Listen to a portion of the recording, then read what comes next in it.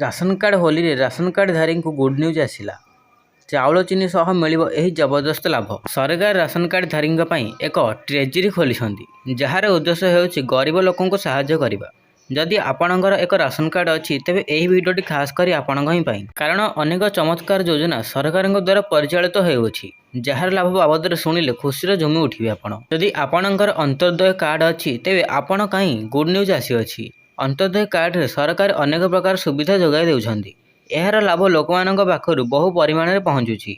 Kilogram पिछा चीनी 18 kilogram हार दि जाउछि। होली अवसर रे लोकमानकु गहम चाउल सहित मिट्टेल ज ओ मक्का मिलिबो।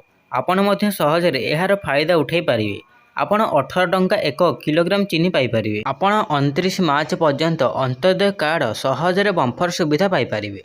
जिला अधिकारी कहवा अनुसार अंत्योदय कार्ड रे अर्थात राशन कार्ड रे 14 किलोग्राम गहम 14 किलोग्राम चाउल 5 किलोग्राम मिट्टेल 1 किलोग्राम ज एवं 1 किलोग्राम मक्का दि जाउछि। योग्य घरोई राशन कार्ड धारी को 1 किलोग्राम गहम 2 किलोग्राम चाउल एवं 1 किलोग्राम ज किंबा किले मक्कार लाभ जोगाइबा पई प्लानिंग करा जाउछि।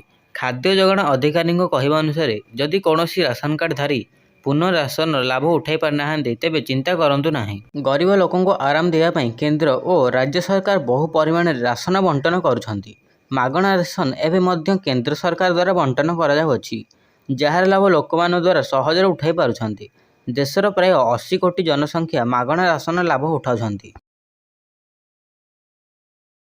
देशवासी केंद्र सरकार अनेक योजना जारी रखिछंती। विभिन्न लोकों पई विभिन्न प्रकार योजना अछि।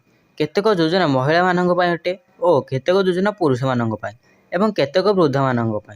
तेणु सरकार किछि योजना ग्रामांचल लोकों पई मध्य रही अछि। एभली एक योजना ग्रामवासी माने अनेक लाभ पाउछंती। एही योजना नाम हेउछि स्वामित्व योजना, जेउ कारणରୁ ग्रामवासी लोकमाने संपत्ति अधिकार पाइछंती। एही योजना विषय आसंतु जानिबा। पंचायती राज दिवस 24 एप्रिल 2021 रे भारतर स्वामित्व योजना आरंभ करा जायथिला। एही योजना अधीन रे गाँ को सर्वेस करा जाय अछि एवं एही अंचल को एक नुआ ढंगरे मैप करा जाय अछि।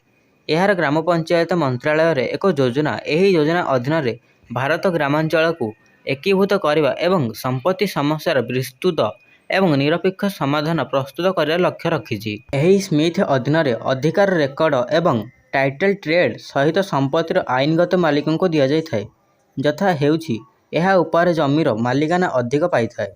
एही योजना जोगु संपत्ति विवाद यथेष्ट ह्रास पाइछि। ग्रामांचल जेउठारे जमी सठिक भाव बंटन करा जाय नाही, एही योजना अनुसार सठिक आकलन प्राप्त होइथाय।